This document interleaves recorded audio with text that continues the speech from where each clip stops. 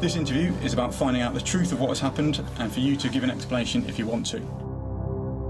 On the 17th of August 2017, outgoing message to mobile, which we attribute to you. Tom had a baby during the night. This was followed by a picture of a small child, a baby, wearing a baby grow with a baby Kavanagh written on it. Can you confirm that that is your granddaughter? No comment. As he became aware of the strength of the case against him, he became more and more troubled, and he started not to look well. Tom, are you okay? You all right? You all right, Tommy? Tom? Tom? As the enormity of the evidence against him becomes apparent, Thomas slumps to the floor off of his chair in the interview room. I think you need to get a doctor. Yeah. Tom, are you all right? All right, we'll get a doctor. Yeah. Just bring this to a close. Yeah, no, it's Tom? Right. This interview is terminated at 18:50. Tom, you all right? So that was the moment that the mighty Thomas Bomber Kavanagh realised his fate for the first time. For somebody with such an incredible career in organised crime, with such an incredible reputation for being very stoic and scary, for somebody who used the science of fear to control people, he breaks down. He's been questioned by the National Crime Agency in the UK in relation to some drug seizure and a drug plot, basically, which ultimately winds up in him getting a very long time in prison. But it's the moment he realises the game is up, he's going to jail, and he has essentially sort of palpitations, and they get worried about him, don't they? You can hear that in the clip. Yeah, I mean, I think if you look back to his criminal career, as you spoke about, I mean, he had a long, long period where he was untouchable, effectively. I mean, he was operating at the very highest level, and yet really didn't ever get to that moment. There's other gangland criminals who are constantly arrested and released.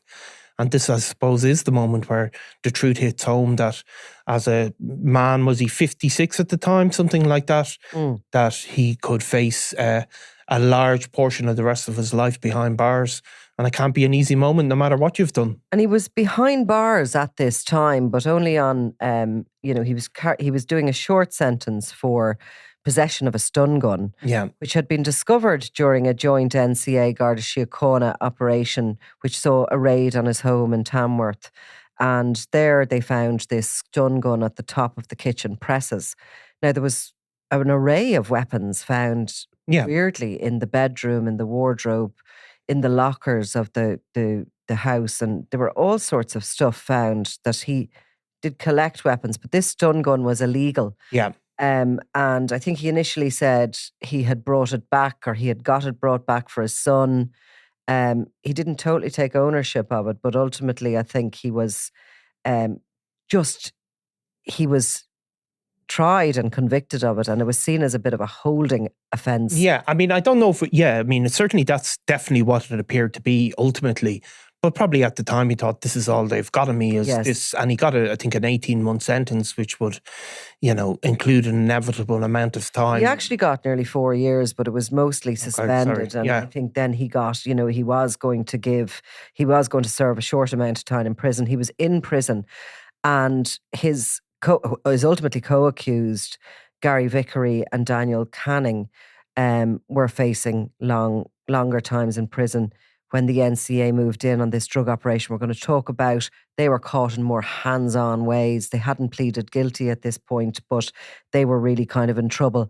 He felt he'd sort of escaped the net because he had been careful on the phones. They had been caught on the phones. They'd been caught at the premises, and Canning had leased a premises that was being used in this drug plot. But he was fairly confident that he was going to walk away from that stun gun conviction, small sentence, and go back to doing what he was doing. Now, he didn't, but if you talk about Bomber being untouchable, he had at that point been for decades. And what I find interesting about what ultimately was his undoing, which was this drug plot, that these questions were being put to him when he has this little bit of a flutter. It's exactly the same as the Mulvey plot, which we spoke about in the last couple of weeks on this podcast. And if anybody wants to listen back to that episode, James Mulvey was originally a business partner of Thomas Bomber Kavanagh, and there was a sort of a drug running plot uncovered, which saw large machinery being imported from Europe into the UK. It had been hollowed out to be filled with drugs on the way in and cash on the way out, in a kind of a conveyor belt style situation.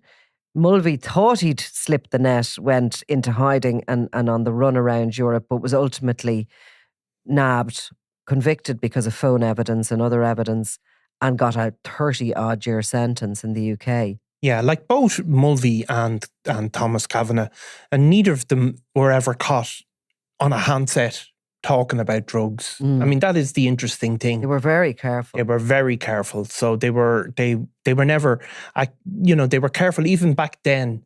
And even when the encrypted phones were there, neither of them ever had a handle associated where he's saying, bring this in, bring that in. And that ultimately, you would think, would keep you so far removed from it. But what the NCA were able to do, the National Crime Agency in the UK, was build cases around it. In Mulvey's case, they secretly recorded him having conversations. They were able to associate that with other people who were being convicted, and they were able to build up this picture. And it wasn't dissimilar with Thomas Bomber Kavanagh. They were also able to, through the communications of others, show that he was the controlling force really behind this, even if he always kept away from phones, and also clearly absolutely away from the product at any time. We should say, I suppose, that clip that we listened to at the beginning of this episode was courtesy of the BBC Kinahan show, which has been on over the past 4 weeks. And it is telling the story of the Irish Mafia, the hunt for the Irish Mafia, the rise of them, etc. So thanks for that. And that is available on the player. I believe YouTube, which won't suit the BBC, but they did expect everything to end up on YouTube, episodes 1 to 4. And I think it will be played again anyway, and it will be available again, anybody who missed it. But back to Thomas Bomber Kavanagh, because we spoke about him a lot, and really, I think this BBC show has properly introduced him to certainly the UK public, amongst whom he's lived and operated for a long time. And maybe those in Ireland who kind of just associate him with the Kinahan funeral of David Byrne realise what happened when he left these shores, because Kavanagh was born in Dublin, in Drimnagh, I believe, in 1967. Before that big drug case in the UK, he'd 16 previous convictions dating back to 1985, when he was only 18. And he started racking up convictions for burglary here, for possession of firearms and ammunition, assault causing actual bodily harm.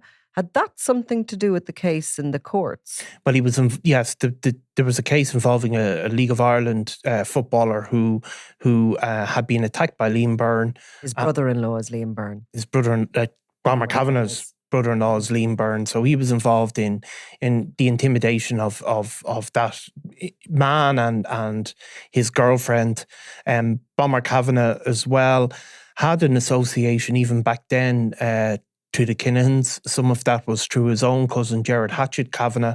And yeah, he was, even, this is in the late 90s, he was, when that case came to court with the League of Ireland footballer, they spoke about the sinister people around Liam Byrne. And that was... It was assault in a courtroom, from memory. Anyway, move on from that. I mean, his connections with the Byrnes were cemented when he married Joanne Byrne, Liam and David Byrne's sister. And, you know, the Criminal Assets Bureau was set up in 96 following the murder of Veronica Guerin, and they start targeting the big boys first, and he's one of them. And he is hit with a bill, or certainly a revenue case, a proceeds of crime case, not sure which, but both are the ones that they were operating on at the time. He sort of settled with the Criminal Assets Bureau, handed them the keys of his home in Drimnagh and moved to the UK, where weirdly, and this came up much later in a court case, in this drugs case that I had attended when he's eventually jailed, he recorded his name there as Paul Christopher Harvey, and Thomas Kavanagh was actually down as his alias name. Right. So he obviously had some sort of actually must kind of find out about that, because it was just a tiny little piece of information that I meant to follow up on. He possibly had a deed poll change or something, but that was actually said in court in the UK. He settled in Birmingham and in the Tamworth area, where Christy Kinahan Sr. had previously had residencies. Did he own houses? He had lived there with a wife, where his sons kind of frequented, and for some reason it became the hub of the Kinahan / Kavanagh groupings. It's very well located, Tamworth, near the airports of Birmingham and Manchester. It's not far from Liverpool, which is the entry point for drugs into the UK, and there's an embedded Irish community there. But he set up a car business, a second-hand car business, TK Motors. He purchased a house and quickly sold it to buy the bigger house, which is the one in Tamworth where that stun gun was found. And he sort of, when he went there, instead of going legit and selling cars, he partnered with James Mulvey.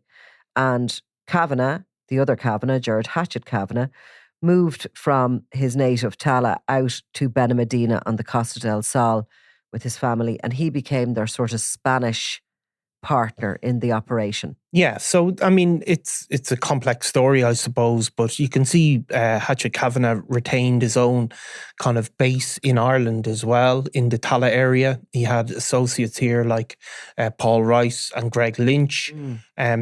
Bomber Kavanagh also had his own associates back in Dublin, and particularly in the Clondalkin and sort of Ballyfermot areas.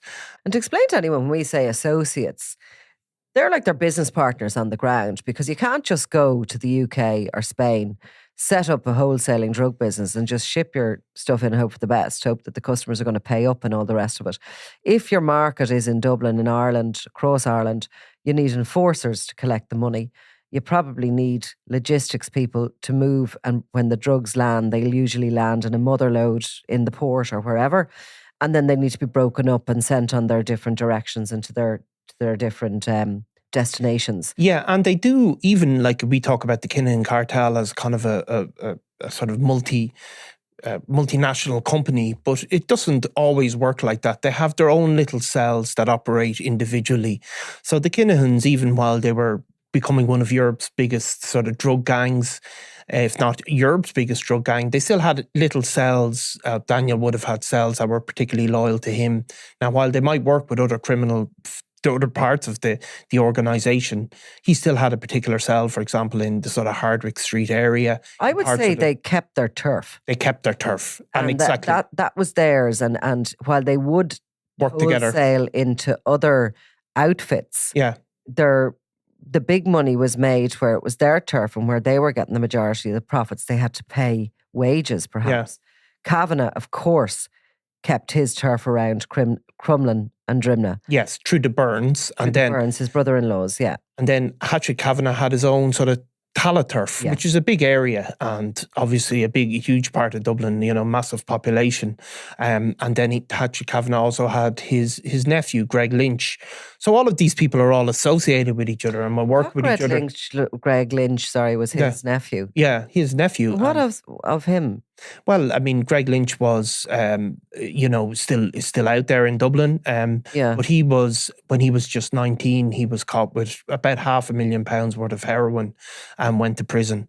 And when he came out, he became a very significant figure in the kind of drugs trade in the city, where he would have had his own network then. But although you've referred to him as part of the Kinahan cartel, and no doubt it is in general, really he was dealing with his own uncle and Paul Rice, who was a sidekick of Gerard Hatchet Kavanagh. And they also fell out with him when they attempted to murder him outside a Hanlon's Corner pub at one point, and instead shot him, injuring him. I think he had big injuries around his face. Yeah, he got shot in a pub outside in Cabra, and was very lucky to survive. But all of this, this is what we know. This is what's going on in Dublin. This is what the Sunday World is writing about. This is what we're hearing about all through the 2010s and the later part of the decade before. But while all of these structures are being built up in Dublin and huge amounts of money are being generated, Thomas Bomber Kavanagh is doing the same in the UK effectively. And he at times is bringing over people from Dublin to help manage that operation. People like Graham the Week Whelan, people like Lee Cullen would ultimately end up over there. And they kind of seem to have gone, I think, after the first, from how we can see it at the moment. And some of this is slightly before my time, but by the mid-2000s, the first SOCA/NCA. SOCA, it was a serious organised crime association in the UK. It was the kind of like the police. FBI, really, I suppose, yeah. And then they were kind of turned into the NCA, the National Crime Agency. The National Crime Agency has like a lot of civilians working for it. A lot of retired police officers work for it with their skill set. But they work with the police, but they're not quite they're a separate entity than the police. We don't have the equivalent here. No, I suppose they don't have the powers of arrest or that sort of thing. They do the major investigation. So that first one was really focused on the bomber organisation and their sort of 2007 to 2009, but no doubt there was a year or two of planning and of intelligence gathering before that gets off the ground. That's the one that ultimately a number of people are convicted of this conveyor belt of drugs coming in and cash going out of the country. Initially, James Mulvey slips the net on that one, but they know there's somebody above him, and they refer to the person above him as Glasses. That's ultimately Bomber Kavanagh, so he's at the very top of that tree. And that is the first takedown of his cell, that organisation, whatever we'll call it. Mulvey slips the net, but eventually is brought back from Lithuania in 2019, I think. Yeah. And brought before the courts where he's convicted. But that's the first one, right? So then you have what happens in the UK between 2009 and 2014. We don't know exactly who the key players are, but we do know that after 2010, the likes of Graham the Week Whelan probably leaves the country because of the new gangland legislation coming in, and maybe because Bomber has lost his team and needs to build a new one. And you've Lee Cullen moving out around that time. They form part of a new grouping, but there's others there that we don't know the identity of who they are. But he ultimately sets a new cell structure up. Back in Ireland, his key operators like Peadar Keating is growing stronger in his own area. Keating would have been Clondalkin? Yeah, it's Clondalkin and parts of West Dublin. And they have their own cell structure and very, very profitable. They have businesses in that part of the city that they use to launder the money. They have clients stretching on through all of that part of the world. And that's while Peadar Keating, as we can see during previous court hearings, he does go across to Birmingham. He really manages that for Kavanagh. And has an address in Tamworth for a period of time. He does. But in while the personnel change, the modus operandi to bring the drugs in remains the same, really. So while the movement of the drugs comes ultimately from Spain, it then goes across Europe by truck. They deal with legitimate transport companies. A lot of it also comes in, I think, to Belgium and the Netherlands through the ports there. And, deals are done. Listen, they're going to do deals wherever they can get it, and they move their transport, they move their logistics around a lot. They do. Because they want to thwart the authorities. Yeah, and so they don't, wherever they source it, they then disguise the routes for where everything is coming. So it moves between different trucks, different countries all the time. But ultimately, they go back to this idea of implanting it in heavy machinery. And the reason for that is because obviously it's very, very difficult to x-ray. X-rays will if you have something in wood or whatever like that, it's very easily found. Obviously other things that can help detection, like sniffer dogs or whatever. It's going to protect from all of that. And also it allows you to move something in big bulk. And, you know, it's not going to make a difference in terms of weighing. So a lot of the drugs traditionally have come in fruit. The reason for that is that it goes through customs very quickly. If you have something in bananas or whatever, they can't hold it up for too long. But that is this. He sets up this structure again. He relies heavily on two guys who don't have a huge criminal history, but they become very trusted operators. Daniel Canning and. Now, I think they come later. Do they? Yeah, I think they do. I think there's a network there that we aren't totally sure of the identity of who's in it between, I'm talking, say, 2010 to 14, 15. Like, Daniel Canning is definitely, who has no previous convictions, came from Dublin and had moved to the UK after around 2015, 16. These, I see them as, Canning and Vickery, as the third wave. The third wave, yeah. Well, we do know, I suppose. They're there in, like, what happens is the murder of David Byrne, which we've gone over. It's 2016. But literally a few days after David Byrne's funeral and that, you know, absolute theatric that happened in Dublin with that mob-style funeral. Within days of that, Daniel Canning is signing the lease for this new premises. But Daniel Canning isn't on the radar before that at all. He's another Mr. Nobody. Yeah. And ironically, it's at the funeral of David Byrne that Mr. Nobody, who's his logistics guy, his fixer, the guy who runs his warehouses here in Dublin, he is identified at that funeral, not having been known before. Canning and Vickery are similar characters. They come from Dublin, they move over to the UK, they settle in the West Midlands. They purport to be, one I think a mechanic and the other another car salesman or something, but they're unknown with no convictions, and that's Bomber's MO. And really, I think that's what sees him get away with things for quite so long. Yes, and of course Mr. Nobody, who was a very, very senior person in that organisation, possibly the number two, was never regarded as a criminal. He certainly seems to have known Bomber as a childhood friend, had normal jobs at some point in his life, but eventually had become somebody that Bomber could totally trust and really was his manager, his sort of chief operations officer really in Ireland and of course in the UK as well. Now Bomber is unlike some of the people that have been associated with the Canning cartel. He's managing, the purchasing of the drugs might be one thing, but once it's in Europe, he's managing every step of the supply chain then. And this is something that the Colombian cartel famously did in the US when they first became so big. They were, you know, literally farming the cocaine, but they took charge of every single step from then on in. They took charge of the logistics of getting it out of the country, brought it to the US. When they got into the US, they had their own wholesalers. They didn't just have the wholesalers, they then had the street dealers who operated. So they operated it at every single level. They're getting a cut of every little bit of They're getting a cut of it, every little bit. And Bomber was like that in Ireland, in the UK, and in charge of all of the movements because he seems to have moved things through Eastern Europe quite a lot.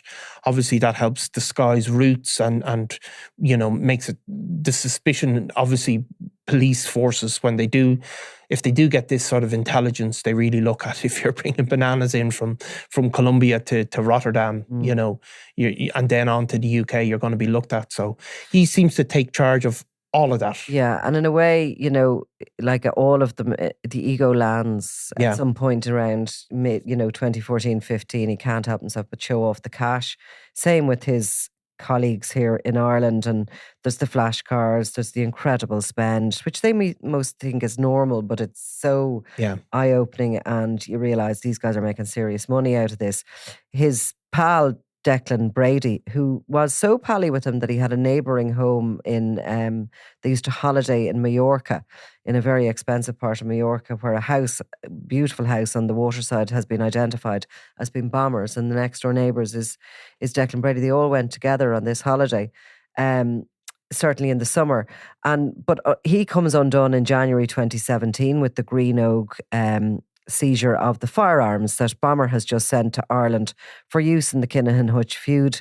And that leads to a piece of paper being discovered which brings the Gardaí to meet with their NCA colleagues, and they set their sights on a company called Fire Logistics in Wolverhampton.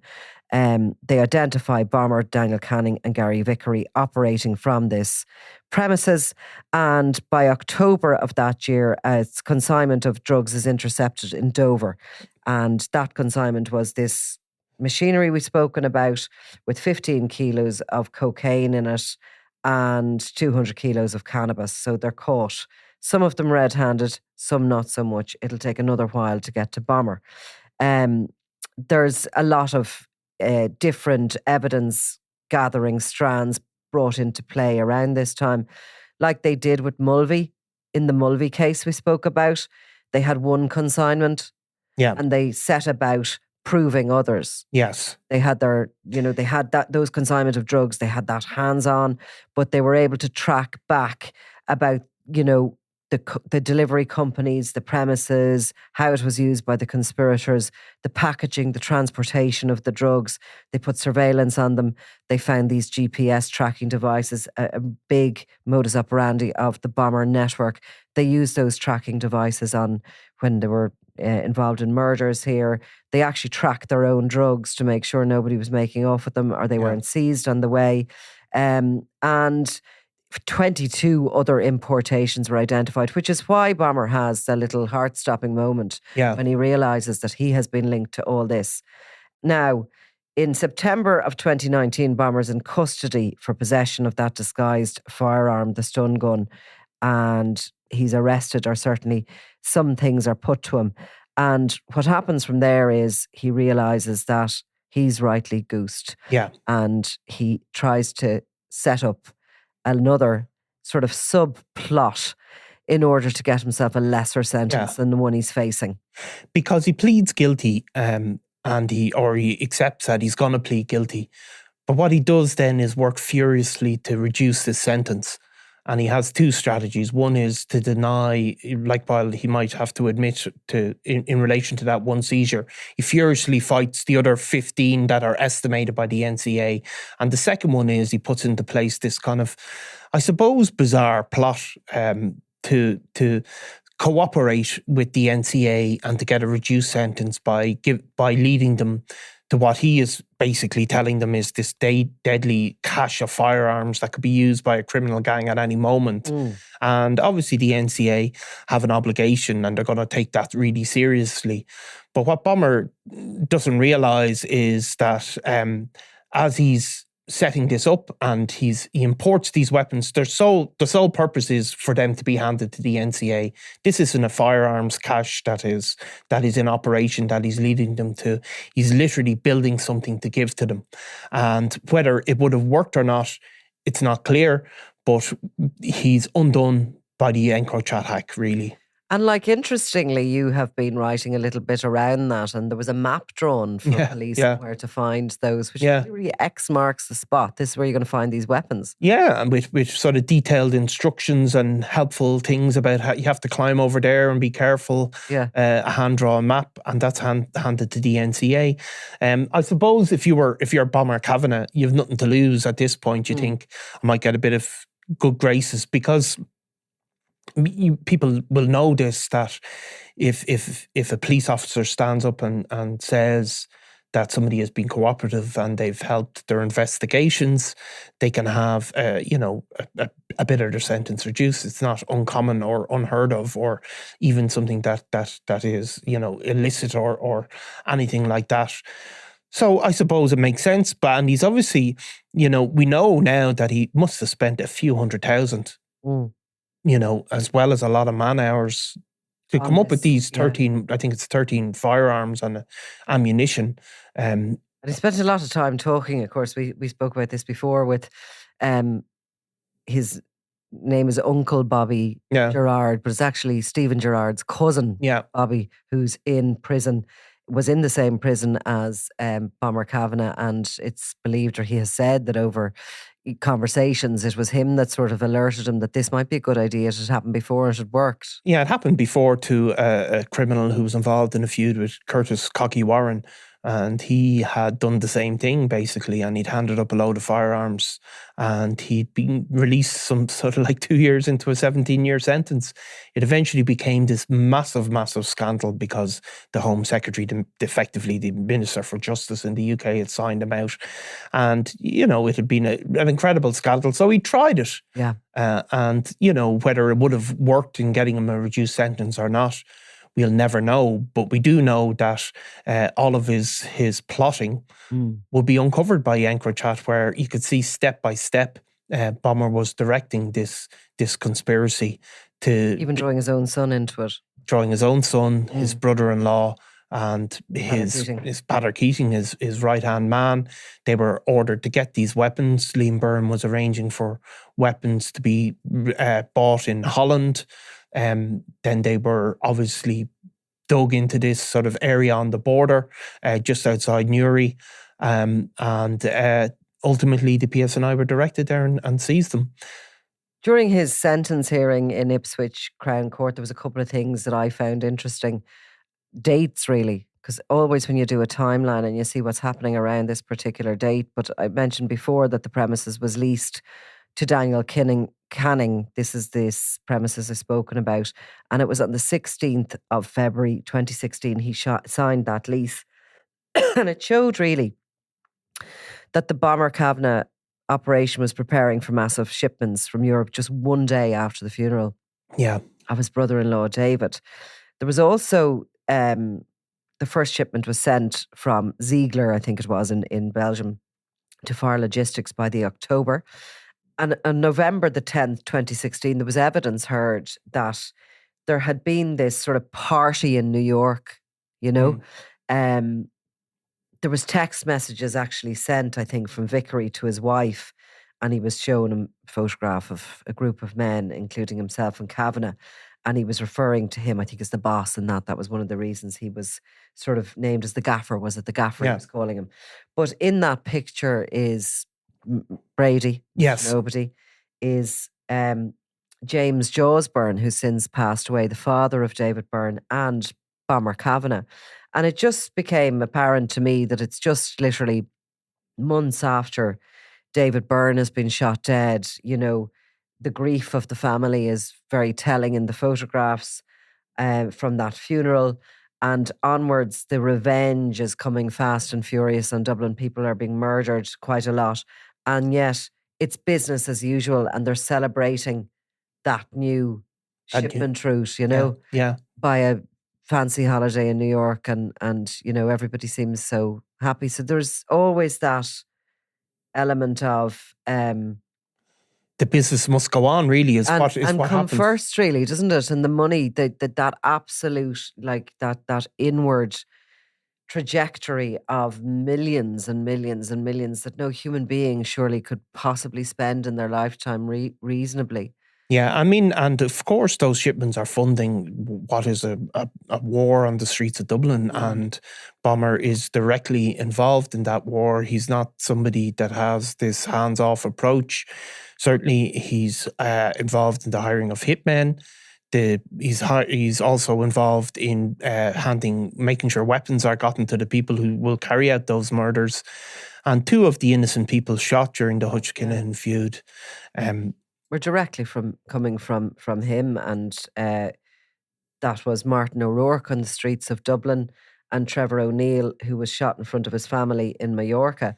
And both those men were dead at that point, and Bomber's partying on. Bomber's partying on, and he's had a hand, maybe not very directly, but certainly quite directly in both of those shootings. So the power, of course, that he has in the criminal underworld at that stage, that comes from being a successful drug dealer.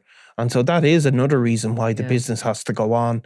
Once he's able to control all of those things, and he has this opportunity to share this huge amounts of money around, that keeps him in power and keeps people afraid of him. And I'd say the story isn't over here. No, not at all. All right, thanks, Niall. Thanks, Nicola. I'm Nicola Tallant, and you're watching Crime World, a podcast about criminals, drugs and the underworld in Ireland and across the globe. Make sure you subscribe to our channel and turn on notifications so you can be the first to watch all our latest episodes. You can also listen wherever you get your podcasts.